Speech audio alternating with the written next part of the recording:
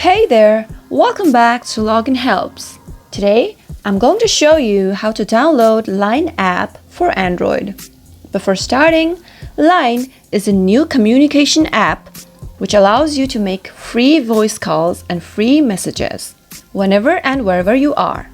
If you are watching us for the first time, subscribe to our channel, press the bell icon and never miss another update from us.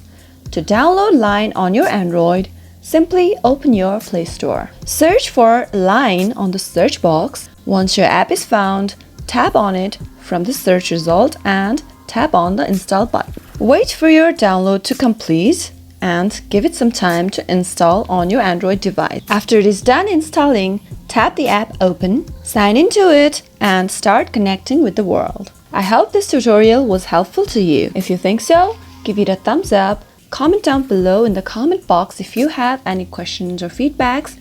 I'll see you soon with another Login Helps. Thank you for watching.